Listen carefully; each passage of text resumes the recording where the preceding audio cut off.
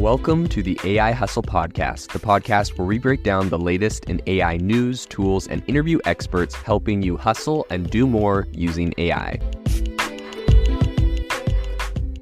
If you've been following the podcast for a while, you'll know that over the last 6 months, I've been working on a stealth AI startup. Of the hundreds of projects I've covered, this is the one that I believe has the greatest potential. So today I'm excited to announce AI Box.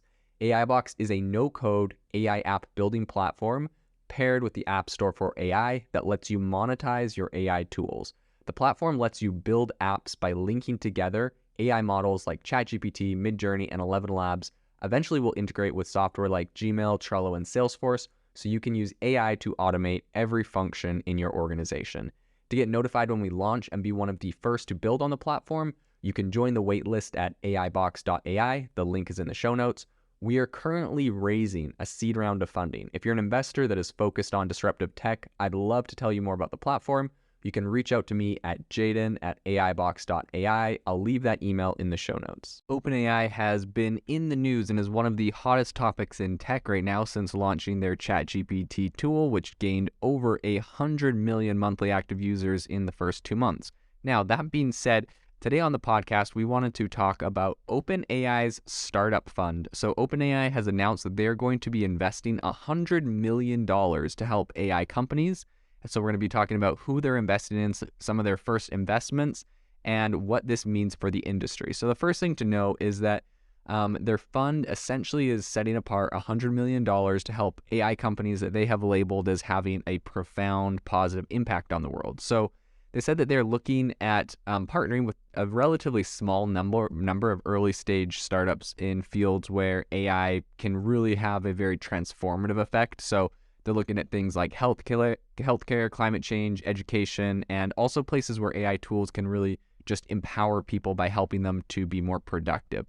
So the fund is managed by a dedicated team with expertise in investing. So they have a lot of people that have a lot of experience in investing, as well as people that have experience in machine learning, engineering, and also operations. So including members of the OpenAI leadership and technical staff are going to also be on there looking at a lot of these investments.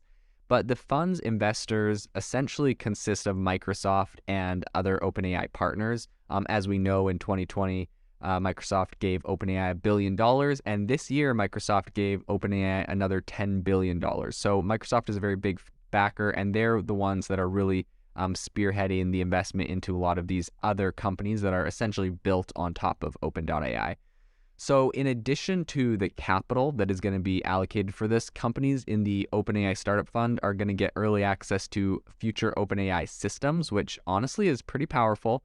And they'll get support from the fund's team and credits on Azure. So Microsoft Azure, the cloud computing platform, is going to come in handy because, cloud computing is very expensive for AI, and having that partnership with Microsoft. Obviously, Microsoft wants to do this to lock these new AI companies in on their platform, so it's kind of a growth strategy for them.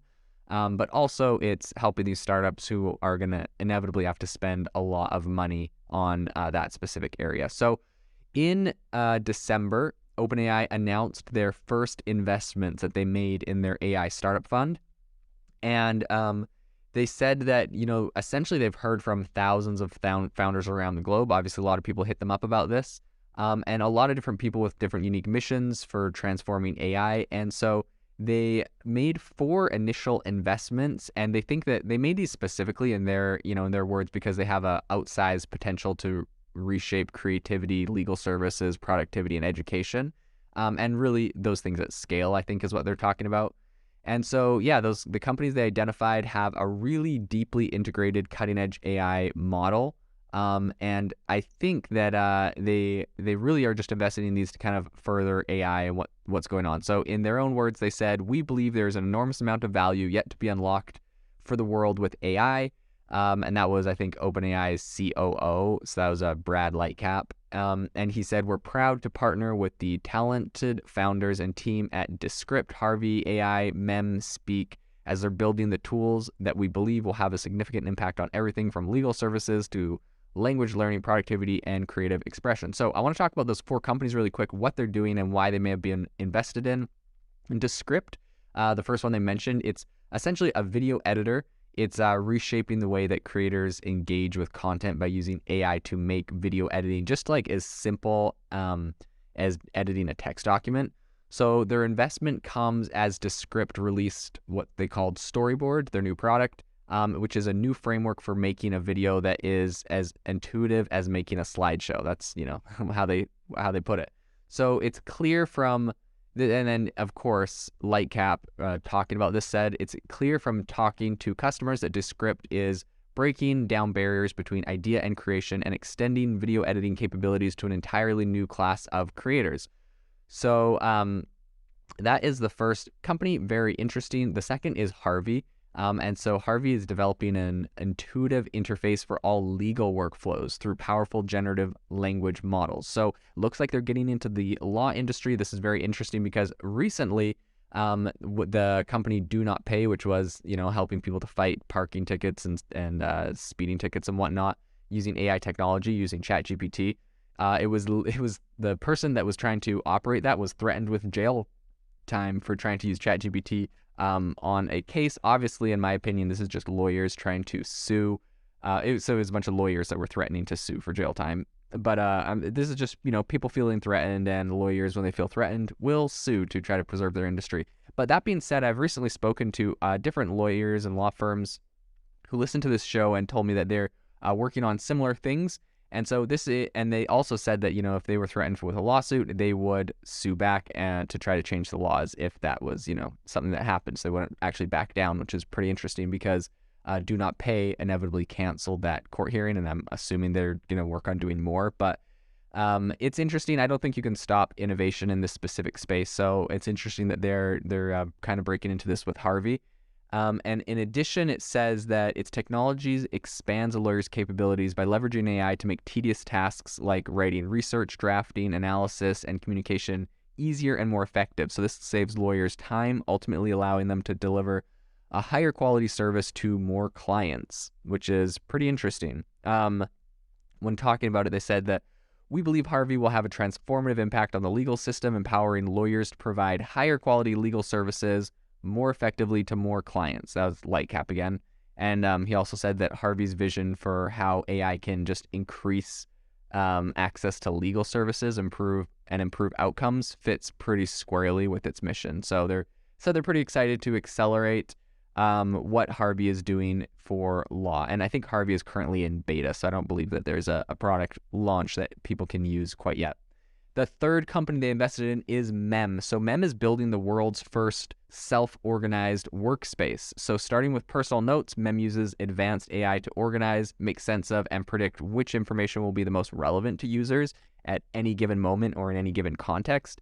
And Mem's mission is to build products that inspire humans to create more, think better, and spend less time searching and organizing. So Lightcap, he's got a quote on every one of these investments, but what he said about it was that Mem uses powerful AI to make knowledge workers more productive by removing the tedium and drudgery of organizing and accessing information, ultimately allowing people to focus on the parts of their work that matter. So it's going to be pretty interesting. I think that Mem recently lifted the waitlist for their flagship product, which is MEMX, so you can go check that out on their website.